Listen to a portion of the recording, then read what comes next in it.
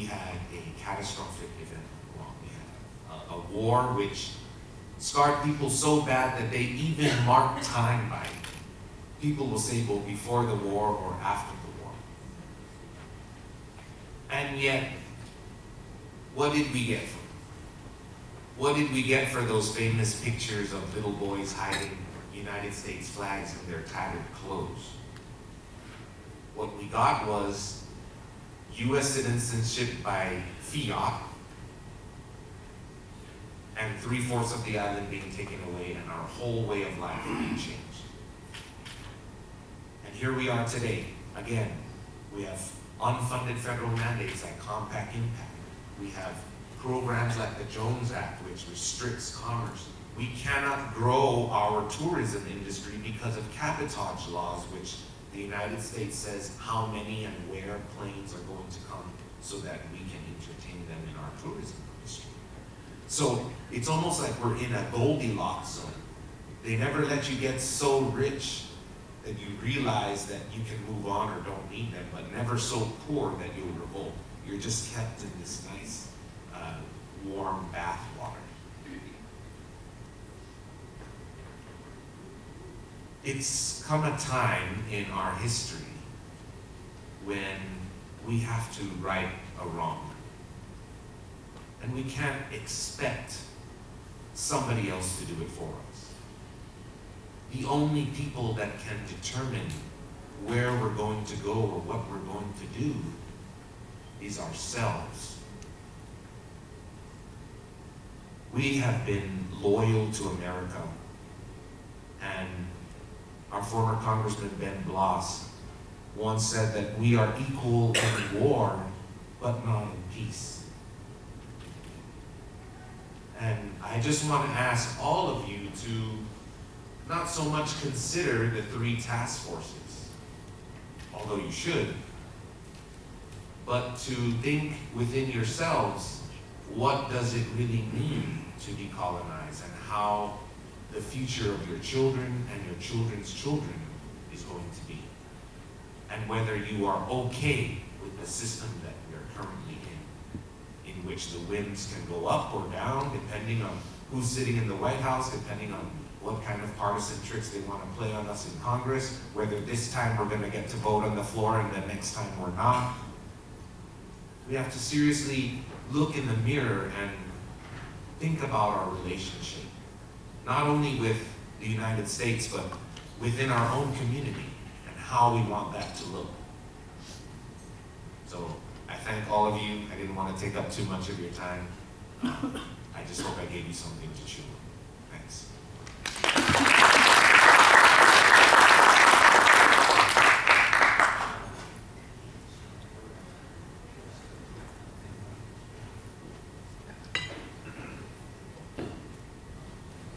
All right, thank you to all 3 presenters.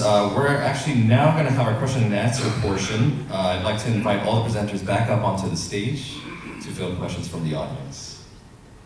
So, Mr. Bavakwa, Dr. Bavakwa, Mr. Hare, and Mr. Cruz, please join me.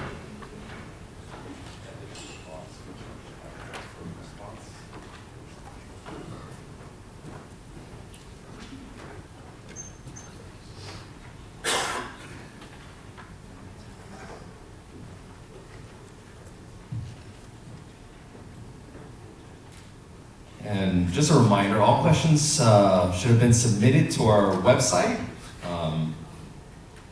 or to one of the MPA candidates. If they're already walking around, if you have a question, just raise your hand and they'll come by and pick up the questions for you.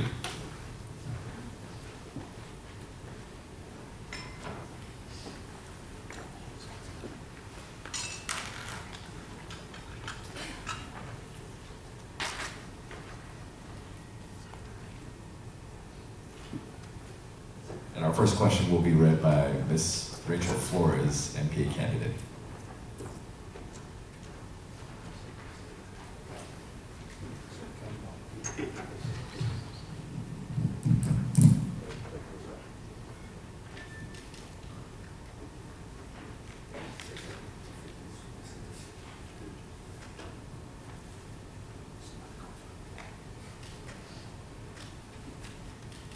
Okay, go. Can you hear me? All right. Thank you for providing those presentations for us. Right here. The first question, and I know, Mr. Adrian, this was something you touched on in your presentation, and we thank you for giving that insight towards self-determination. I would say my question, this question is geared more towards possibly Mr. Hara or Dr. Mavakwa. Why do you believe we have been stuck in this status quo for this long?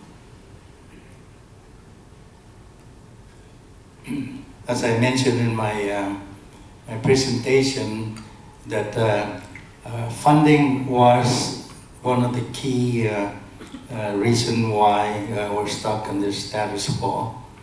And then of course, much later on, because of the Dave Davis case, that also, that we cannot proceed until that case is successfully, closed by the court. And that's to the best of my knowledge. More broadly, there's overall sort of a lack of engagement on the federal side. So the Department of Interior has it as one of their goals, as one of their sort of items that they have to attend to each year. They have to evaluate their own performance around it, is that they promote self-determination in the territories. So the federal government always has something that it is possibly doing, but then we always have to remember that the federal government largely doesn't know about Guam or care about Guam. And so on one side you have the US government, which isn't following through on their obligation to assist in this process. The money that they gave for the DOI grant that they have now is the first money they've ever given, sort of in that regard, even though they've had that long-standing obligation. So definitely on the federal government side, there's a lack of interest, there's a lack of knowledge. Those who care about Guam and the federal government really like where it is right now, especially the US military. The US military has a strategic asset, but very little of what it costs to maintain it comes out of their budget, comes out of the interior instead, and other sort of health and human resources funding sources. Locally, one of the issues is, of course, that decolonization for the longest time wasn't seen as an important issue. Even if, as Adrian mentioned, it's actually an integral part of how life evolves and develops here. And so different political leaders take it seriously with different levels. So some take it more seriously than others, some lose interest. And so there's pushes, and then it kind of stops. And part of it is because of those two forces, is that locally here we spend a lot more time disconnecting our understanding of our world from political status. We've got people who tell us that it doesn't mean anything. It's not important. It's a minority issue that only a few people care about. Yeah, a lot of stuff like that. But if you understand what's been written, if you understand what's out there, you know that even just something as simple as the Jones Act affects the cost of every single thing that we buy here. Every single thing that we use. So one single act of Congress affects everything in terms of how we spend our money and what we can and can't use our money for. And it does that even if we don't care about political status or not. And so what we need to do then is elevate the conversation to get to the point where we understand how it affects us, so we can then make an informed choice about what would be a better future out of, let's say, these three options. Repeat the question one more time. The question was, why do you believe we have been stuck in status quo, this political status, for this long? Because we haven't pushed it. Although what they say is true, that we have issues with the federal government, that we have local politics that sometimes pays attention to it and sometimes doesn't, The ultimate answer is the face that you see in the mirror. We haven't pushed it. The people haven't pushed it. We haven't made it a priority. It comes down to what we want. And it's uncomfortable to change when we're already set in a particular way. With everything in life, not just with political status. When couples get divorced, when family circumstances change, those kinds of shifts in the way we live our everyday lives are uncomfortable. And so it's an uncomfortable conversation to have in our community. It always has, and it always will be. It will never be easy. There's no magic wand. There's no special circumstance that's going to remedy this for us. It's something that we just have to go through. It is the labor pains of being a grown-up society. And we have been in this situation for 75 years. There's only about, how many are on the decolonization list? 14, 16? Yeah, 14,000. No, how many countries are still? There's 17 places left in the whole wide world. That's less than classroom number in Guam that have not settled this issue. And we are one of them.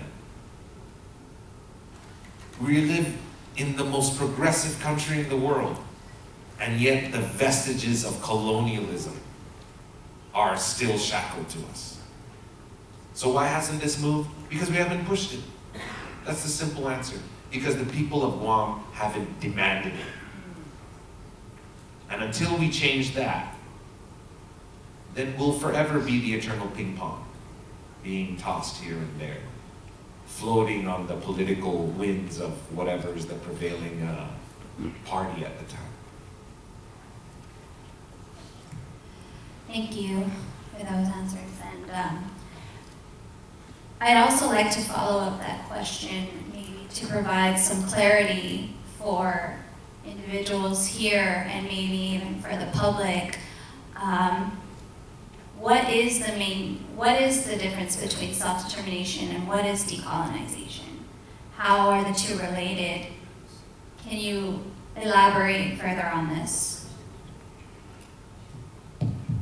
So self-determination is a right everybody has, right?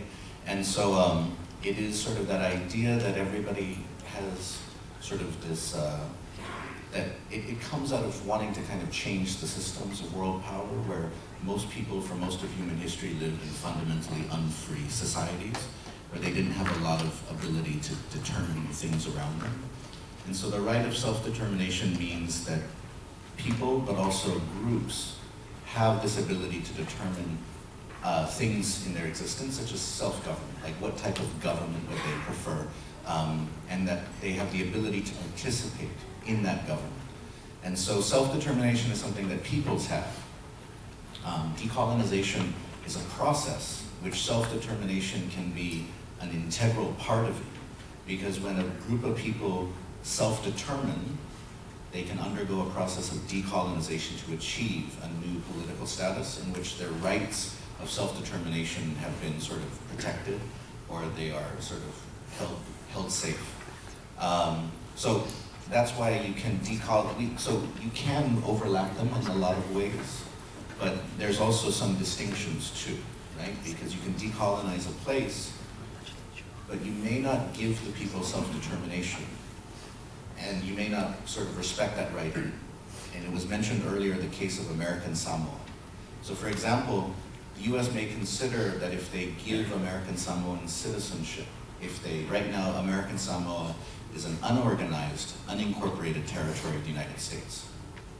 If they were to give them citizenship, if they were to give them an Organic Act, the US, similarly to what they did with Puerto Rico, may say you're decolonized now because we've organized you and we've given you citizenship. But that doesn't respect their rights to self-determination, because what a judge in Utah or what the Supreme Court decides for people thousands of miles away in the Pacific that have their own culture and their own history and may want to protect their own interests on their own island, their rights to self-determination may be completely ignored and trampled upon in that situation. So that's why we have to be very careful, is that decolonization is achieving a new political status. And the UN and general opinion gives 3 ways. There used to only be 2 ways which you could find decolonization is being achieved: full integration or independence. But eventually free association has been adopted into sort of the general list as something which also meets the standard for a place that has been decolonized. But yeah, so that's something to think about there. Self-determination is about sort of the rights, the desires, the hopes and dreams of a people. Decolonization is connected to that. It's about achieving a status in which there's genuine self-government. Thank you, Dr. Bavacqua. I would like to pose another question by one of the audience members. Can the U.S. choose not to honor the sacred trust? And are there any repercussions for not honoring the sacred trust? It can do whatever it wants, and it hasn't in the past. There's lots of sacred trust that it's supposed to uphold. You can look at any Native American reservation and see the sacred trust right at work. That's different. So that doesn't necessarily apply. There's other things the U.S. is violating in how they treat Native Americans. It's in their constitution. But so in terms of that, we have to remember what the UN is.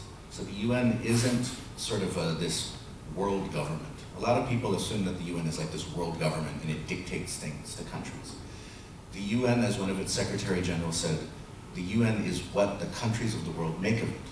If the countries of the world want to work together to improve the world, the UN is a vehicle for making that happen. If countries want to put their national interest above cooperation, then the UN doesn't function very well.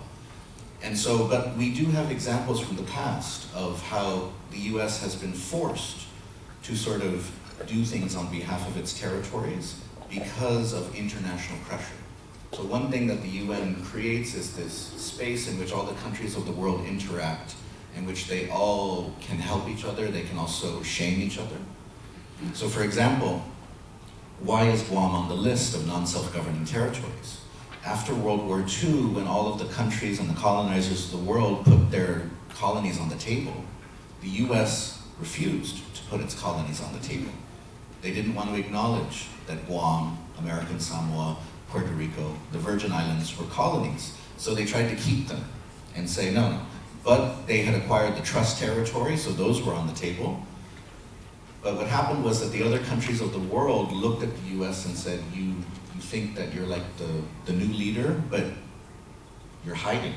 You want us to decolonize our places, but you refuse to. And interestingly enough, the Soviet Union was very big in terms of organizing a shaming campaign and a pressure campaign in getting the US to admit that it had colonies, because it was refusing to. And so, even in terms of the trust territory of Micronesia, that working with other countries using the UN framework to pressure the United States was very, very helpful. I mean, the US initially didn't want to give the other Micronesian islands, didn't want to allow them to have seats at the United Nations, because they're freely associated countries, they're not independent countries. But those territories used the United Nations and their allies with other countries to pressure the US to allow them to join the United Nations. And so one of the things, so all countries, especially big, powerful countries, they suffer from hypocrisy. They don't want to do things that they don't want to do. And they feel like they're big enough that they don't have to. But the United Nations is a reminder that all of us share the same planet, and that if we work together, the planet is a better place. If we just protect our own, we probably make the planet worse. And so, in terms of that, if the United States did not want to honor its sacred trust, did not want to assist Guam in this process, the UN couldn't force it to. We would have to engage the US and engage other countries to try to get them to fulfill their obligations. You know, the world has come together in Paris and wanted to sign that climate change agreement. And the United States, of course, did not want to do it. And so, like Mike was saying, there is nothing short of going to war with one another, there is really nothing that countries can do via the UN mechanisms unless they choose to participate in that. And the United States sometimes does and sometimes doesn't. But like, to be fair, lots of countries do that.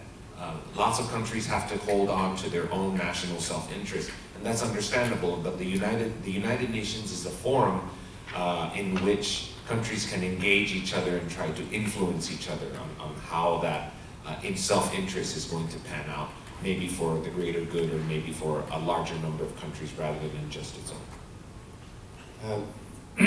That's one of the reasons that our, President Trump right now, actually, not only is he refusing to, work with the rest of the world on climate control, he's backing down out of, the NAFTA agreement, almost anything that the U.S. had been participating for, decades. This president is pretty much buying out of it for his own personal, reasons, and it only really benefits him personally rather than the entire country, and even under the along with the United Nations. So that's an example of, that the United States is not honoring that sacred trust that it's supposed to, and unfortunately, our plebiscite, or rather, the result of our plebiscite is really a non-binding agreement, but it still has to be blessed by the United States Congress. So we're still at their mercy one way or another. Thank you. We also have another question posed by our audience members. This question, I would say that it does also hit close to home for us as well as our class as a group of mixed races. So the question is, because of the relationship FAS has with the United States, FAS citizens are able to travel to Guam to seek opportunities. If Guam decides to change its current status, how will it affect the FAS citizens currently living on Guam? In your best possible prediction. Well, to self-determine doesn't mean that we're going